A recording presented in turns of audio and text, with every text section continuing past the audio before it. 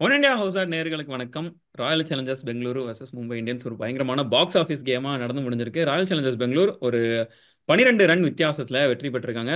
So far இந்த டோர்னமெண்ட்டோட best game அப்படின்ற மாதிரி கூட சொல்லிடலாம் நினைக்கிறேன். அந்த அளவுக்கு ஒரு edge of the seat entertainer அப்படின்ற மாதிரி பார்க்கலாம் நினைக்கிறேன். இல்லை நிறைய விஷயங்கள் பேச வேண்டியிருக்கு. யார்கிட்ட பேச போகிறோம் அப்படின்னா கிரிக்கெட் அனாலிஸ்ட் சரவணனோட தான். வணக்கம் சரவணன். வணக்கம் bro. Going in to the game, இந்த ரிசல்ட் எதிர்பார்த்தது தானா? தெரியல ப்ரோ. ஆக்சுவலா எனக்கு ரிசல்ட் எதிர்பார்த்ததானா இல்ல, ஆனா அந்த ஒரு ஃபர்ஸ்ட் இன்னிங்ஸ் முடியிறப்ப ம், ஓகே, இது வந்து மும்பைக்கு கொஞ்சம் டஃப் சேஸா இருக்கும். ம், டியூ ஃபேக்டருக்கு ஒரு நல்ல ம், பவர் பிளே அமைஞ்சதுன்னா ப்ராபப்ளி அவங்க வந்து ஒரு சேஸ்ல லீட் எடுப்பாங்க எனக்கு என்னமோ. இல்லைன்னா எனக்கு க்ளோஸா போகுன்ற ஐடியா கூட இல்ல. ம். டியூ ஃபேக்டரும் அவங்களோட பேட்டிங் அந்த ஸ்டார்டிங் ஓவர்ஸ்ல வந்து எப்படி கேபிட்டலைஸ் பண்றாங்களோ அது பொறுத்து தான் அப்படின்னு எனக்கு தோணுச்சு. ஓகே. அண்ட் ஃபில் சால்ட்டோட விக்கெட் விழுந்ததுக்கு அப்புறமே என்னன்னா, ஓகே ரைட், ஆர்சிபியோட ஃபர்ஸ்ட் இந்த பவர் பிளே எப்படி இருக்க போகுது அப்படின்னு சொல்லிட்டு ஒரு பயங்கரமான ப்ரிஜுடியூஸ் எனக்கு இருந்துச்சு. ஓகே ரைட், அவ்வளோதான் முடிஞ்சது, இதோட காலி. மொதல் விக்கெட் விழுந்துருச்சு, இதுக்கப்புறம் தீபக் சேகர் வர போறார் அடுத்த ஓவரில் அப்படி இப்படின்னு இருக்கும்போது பயங்கர கான்ஃபிடென்ட்டான ஒரு இன்னிங்ஸ் கோலிகிட்ட இருந்தும் படிக்கல்ட்ட இருந்தும். கோலி வந்து ஆக்சுவலாக இந்த மாதிரி ஒரு ஆன் த கோ வந்து டேக் ஆன், ஒவ்வொரு பாலையும் டேக் ஆன் பண்ணிலாம் பார்த்து ரொம்ப நாள் ஆச்சுன்னு நினைக்கிறேன். ஸோ அதெல்லாம் பார்க்கும்போது உங்களுக்கு எப்படி இருந்தது இந்த ரெண்டு பிளேயரோட பெர்ஃபார்மன்ஸ் பார்க்கும்போது? இந்த கோலி வந்துட்டு இந்த ஃபர்ஸ்ட் இன்னிங்ஸ் பேட்டிங் பண்ணும்போது இவ்வளோ அக்ரெசிவா வந்து அடிக்கிறத நம்ம பார்த்தது இல்ல. ம், நார்மலாவே நிறைய இப்போ போன வருஷமும் டாக்ஸ் இருந்துச்சு, அதுக்கு முந்தின வருஷமும் டாக்ஸ் இருந்துச்சு. அவர் வந்து அந்த டாட்ஸ் நிறைய இது ம், விளையாடுறாரு, அவர் ஸ்ட்ரைக் ரேட் மேல நிறைய பேர் இது கிரிட்டிசிசம் பண்ணிட்டு இருந்தாங்க. ஆனா ம், இன்னைக்கு வந்து அவர் பயங்கரமா அது அந்த பவர் பிளே வந்து யூட்டிலைஸ் பண்ணணும்னு வந்து ஒரு எல்லா பால்ஸும் வந்து நல்லா போகணும். இப்போ பும்ரா பால்லாம் வந்து சிக்ஸ் அடிக்கணும், பும்ரா வந்த உடனே அந்த இன்டென்ட் காட்டணுன்றதும் அந்த சைடு வந்து தேவதத் படிக்கல் வந்து அவர் மேல இருந்த கிரிட்டிசிசம்லாம் மொத்தமா மாறிடுச்சு. இப்ப அந்த நம்பர் த்ரீல பயங்கர சூட்டபிளா வந்திருக்காரு. பவர் பிளே வந்து அவர் வந்தாருன்னா உள்ள எவ்வளவு இம்பாக்ட் கொடுக்கணும் அப்படின்றது இருக்கு. ம். அண்ட் தீபக் சகரை வந்து டேக் ஆன் பண்ணி அதுக்கடுத்து அவர் ஓவர்ஸே போட விடாத மாதிரி அவர் பண்ணதெல்லாம் வந்து இட்ஸ் பிரில்லியன்ட் பேட்டிங். அந்த 6 ஓவர் கேபிட்டலைஸ் பண்ணது, 6 ஓவர்ல அவங்க அந்த 73 அடிச்சதுதான் ஒரு பேஸ்மெண்ட் ஃபார் இந்த 221 அடிச்சதுக்காக, அதுக்கான உங்களுக்கு மொத்த ஏதாச்சும் இந்த பேஸ்மெண்ட். இம்பாக்ட் பிளேயரை உள்ள கொண்டு வந்தது உங்களுக்கு எதுவும் பிரச்சனைகள் இருக்கா? என்ன எதனால இப்போ கொண்டு வந்தேன்? ஏன்னா விக்னேஷ் புத்தூர் உங்களுக்கு ஒரு விக்கெட் டேக்கர் ஒரே ஒரு ஓவர் தான் போட்டிருக்காரு.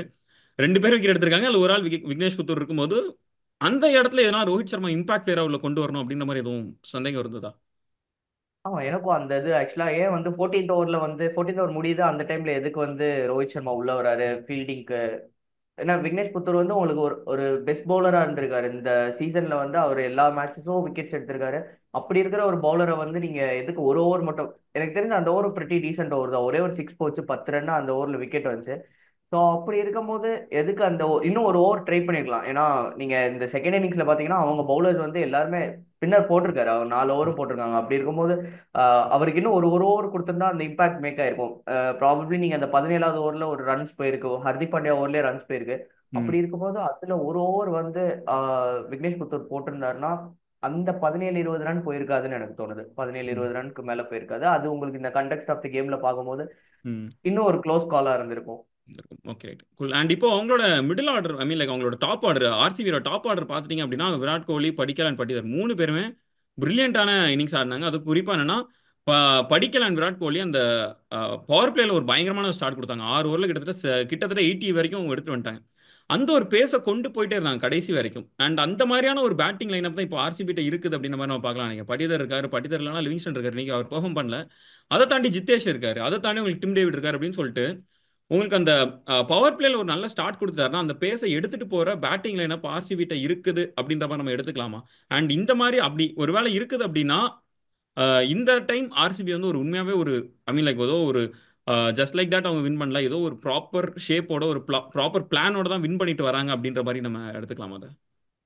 எக்ஸாக்ட்லி, நீங்க சொல்றது கரெக்ட் தான். ஏன்னா இதுக்கு முன்னாடி வந்து டீம்ஸ் இருந்திருக்கு, அவங்க ஒரு நல்ல பிரைம் கெயில், ஏபி டிவிலியர்ஸ் எல்லாருமே இருந்திருந்தாலும் அது எல்லாமே அந்த டாப் ஆர்டர்லேயே தான் நிற்கும். அவங்க 3 பேருமே டாப் ஆர்டர்ஸ்குள்ள வந்துருவாங்க. மிடில் ஆர்டர் வந்து அவங்களுக்கு எப்பயுமே ரொம்ப பிரிட்டிலான மிடில் ஆர்டரா இருந்திருக்கு. ம், ஆனா இந்த டைம் வந்து நீங்க சொல்ற மாதிரி தான், ஒருத்தவங்க விட்டா இன்னொருத்தர், இன்னொருத்தர் விட்டா இன்னொருத்தர், எல்லாருமே கிளிக் ஆச்சுன்னா ஒரு பெரிய ஸ்கோரு. அந்த ம், மாதிரி தான் இருக்கு அவங்களுக்கு. அந்த டாப் 6 to 7 வந்து அப்படியே அந்த பேட்டிங் ஆர்டர் வந்து ஃபிக்ஸ் ஆயிருக்கு. ம், அப்படி இருக்கும்போது இப்போ ஒருத்தர் கிளிக் ஆகுனா இன்னொருத்தர் and எல்லாருமே இப்போ ஒரு கன்சிஸ்டன்டான ஒரு பர்ஃபார்மன்ஸ் கொடுத்துட்டு இருக்காங்க. எல்லாருமே அந்த 30 odd runs நான் வந்து குயிக் பேஸ்ல அடிப்பேன் அப்படின்றதும், ம், இன்னைக்கு ஜிதேஷ் வந்து ஸ்டெப் அப் பண்ணி விளையாண்டதும் பயங்கரமா இருந்துச்சு. அண்ட் ம். நீங்க சொன்ன மாதிரி தான் அவங்க வந்து சும்மா ஃப்ளூக்ல எல்லாம் அடிக்கல. இந்த டைம் ப்ராப்பரா அவங்க வந்து கன்ஸ்ட்ரக்ட் பண்ணி ஜெயிச்சிட்டு இருக்காங்க. ஸோ ம். நல்ல ஒரு middle order, top order, middle order எல்லாமே இருக்கு அவங்களுக்கு. ஓகே. ஆக்சுவலா அந்த கோயிங் இன்டு த டோர்னமெண்ட் வந்து எல்லாருமே சொன்னது என்னன்னா, மும்பையோட பவுலிங் அட்டாக் பயங்கரமா இருக்குது அப்படின்ட்டு. இன்னைக்கு எக்ஸெப்ட் ஃபார் பும்ரா, மத்த எல்லாருமே செம்ம எக்ஸ்பென்சிவ். லைக் வேற லெவல் எக்ஸ்பென்சிவா பவுல் பண்ணியிருக்காங்க. ஒருவேளை கொஞ்சம் ஓவர் ரேட் பண்றோமோ மும்பையோட பவுலிங் அட்டாக்க? ஆஹ் தெரியல எனக்கு. ஆனா ஆஃப் டேவா இருந்தது வந்து இன்னைக்கு போல்ட்டுக்கு தான் நான் ரொம்ப ஃபீல் பண்ணேன். ஏன்னா அவர் அப்படி ஆஃப் டேவே இருந்தாலுமே ஒரு 40+ ரன்ஸ் கொடுக்கக்கூடிய ஒருத்தர் தான். 57லாம் கொடுக்கக்கூடிய ஒரு பவுலர் கிடையாது. எனக்கு தெரிஞ்ச அவருக்கு இந்த டைம் தான் மோஸ்ட் எக்ஸ்பென்சிவ் ஃபிகர்ஸ் இன் ஐபிஎல்ன்ற மாதிரி சொன்னாங்க. ஸோ ம். அப்படி இருக்கும்போது இட்ஸ் ஒன் டே ஆஃப்ன்ற மாதிரி தான் தோணுது.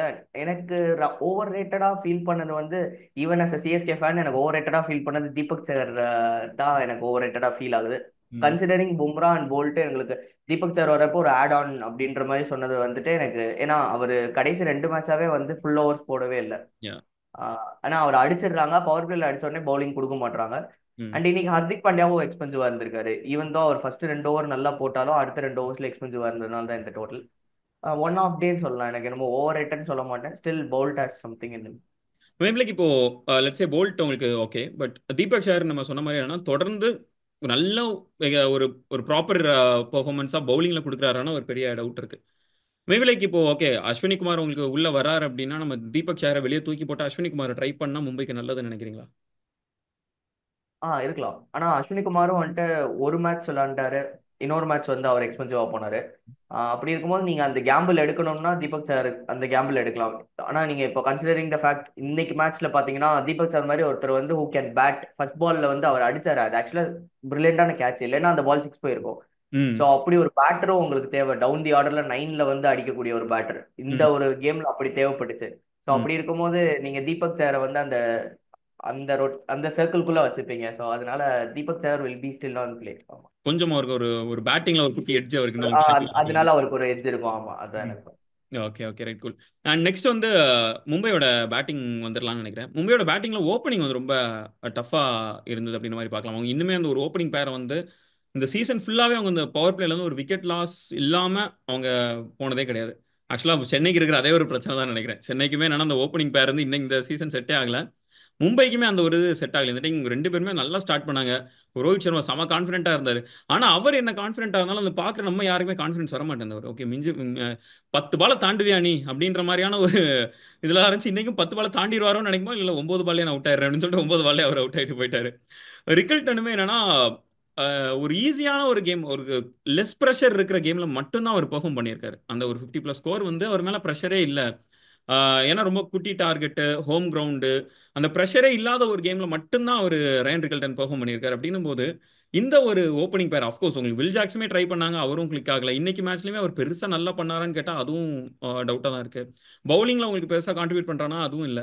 அப்படின்னும் போது உங்களுக்கு இங்க Rohit, Rickelton and Will Jacks 3 பேருமே ஒரு ரொம்ப ஒரு ஃப்ரெஜைலான ஒரு பிளேயர்ஸா இருக்காங்க. அவங்க மேல எப்போ எப்போ உடஞ்சு விழுவாங்கன்ற ஒரு இதுவே தெரியாது அப்படின்ற மாதிரி இருக்கிறது வந்து ஒரு பெரிய டிஸ்அட்வான்டேஜா பாக்குறீங்களா உங்களுக்கு? ஆமா, கண்டிப்பா. அவங்க வந்து இப்போ எப்பயுமே இப்போ இம்பாக்டா தான், இம்பாக்ட் ம். சப்பா தான் வந்து ரோஹித்தை இறக்குறாங்க. ம்.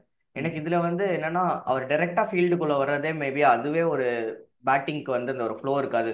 ரொம்ப நேரம் நம்ம கிரவுண்ட்ல இருந்தோம்னா அந்த ஒரு இது இருக்கும். அந்த ஒரு டச் இல்லாம திடீர்னு நம்ம டக் அவுட்ல இருந்து அப்படி சும்மா வர்றது வந்துட்டு அது கூட ஒரு ரீசனா இருக்கலாம். அட் ம். த சேம் டைம் அவருக்கு ஒரு கான்ஃபிடன்ஸ் டோட்டலாவே இல்லை. ஏன்னா அவரை வந்து இம்பாக்ட் சப்பா தான் உட்கார வைக்கிறாங்க. மேபி அது மென்டலி கூட அந்த ஒரு டிஃபரன்ஸ் அவருக்கு மேக் பண்ணலாம். ம். அண்ட் லாஸ்ட் நீங்க நிறைய இயர்ஸ் ஆஃப் ஐபிஎல் சீசன் எடுத்து பார்த்தாலே வந்து ரோஹித் சர்மா அவர் ஒரு பெருசா பேட்ல இருந்து ஸ்கோர் ஆகல. எக்ஸப்ட் லாஸ்ட் இயர்ல 100 வந்தது மட்டும்தான் அகைன்ஸ்ட் சிஎஸ்கே. அதை தவிர மீதி எல்லாமே அவருக்கு ரொம்ப ஷார்ட் நம்பர்ஸ். குறிப்பிட்டு சொல்ல போனா பவர் பிளேக்குள்ள அவுட் ஆகுறாரு, 2 ஓவருக்குள்ள அவுட் ஆகுறாரு, ஃபர்ஸ்ட் ஓவர்லயே அவுட் ஆகுறாரு. அந்த மாதிரி இருக்கிறப்போ ஆடட் ஆன் ப்ரெஷர் தான். ஸோ அண்ட் ஆல்சோ அவர் இருக்காருன்றப்ப லெஃப்ட் ஆர்ம் பேசர் எடுத்துட்டு வராங்கன்றப்போ ஆம், அவர் வீக்னஸ் எல்லாருக்குமே தெரியுது. ஸோ ஒரு லெஃப்ட் ஆர்ம் பேசர்னா ப்ராபப்ளி இந்த ஓவரில் விக்கெட் ஆயிடுவாரு அப்படின்னு தோன்றப்ப அது எல்லாமே ஆடட் ஆன் ப்ரெஷர் தான் அவர் மேல. கண்டிப்பா நான் இந்த ஓவர் கிராஸ் பண்ணிடணும்னு நினைக்கக்கூடிய ஒரு ஒரு மனநிலையில இருக்கிறப்போ ஆட்டோமேட்டிக்கா அவர் டிஸ்மிஸ் ஆறாரு. இந்த ம். சைடு நீங்க சொன்ன மாதிரி ரியல் கில்டனும் அவரும் கிளிக் ஆகவே இல்லை. மேபி அவர் ஒரு குவிக் ஷாட்ஸ் ஆடுறாரு. ஆனா வந்து அந்த குவிக் ஷாட்ஸ் வந்து ஒரு பெரிய சேஸ்க்கான ம். போதுமான அளவு இருக்கா அப்படின்னு கேட்டா கண்டிப்பா இல்லை. ம். அண்ட் இங்க அதுக்கடுத்து வில் ஜாக்ஸ் பார்த்தோம்னா, வில் ஜாக்ஸ் எனக்கு அவர் பெர்ஃபார்ம் பண்ணவே இல்லை. மும்பை வந்துட்டு அவங்க பை பண்ணப்பே அவங்க ரொம்ப ட்ரஸ்ட் பண்ண ஒரு பிளேயர் தான் வில் ஜாக்ஸ்.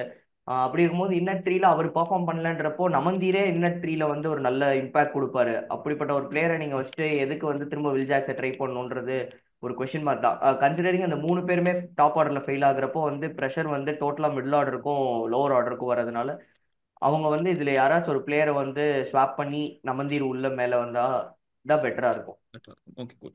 அண்ட் போன மேட்ச்ல வந்து திலக் வர்மா வந்து ரொம்ப மோசமா ஆடினாரு, அதனால ஒரு 10-15 ரன்ல தோத்துட்டீங்க அப்படின்னும் போது, இந்த மேட்ச்ல சூரியகுமார் யாதவ் அந்த ஒரு சம்பவத்தை பண்ணாரு. 26 பால்ல 28 ரன். ஆக்சுவலா ஸ்கொயர் பவுண்டரி 60 மீட்டர் தான் அப்படின்னு சொல்லும்போது ஓகே ரைட், இன்னைக்கு சிக்ஸ் ஃபெஸ்ட் தான் நமக்கு வரப்போகுது.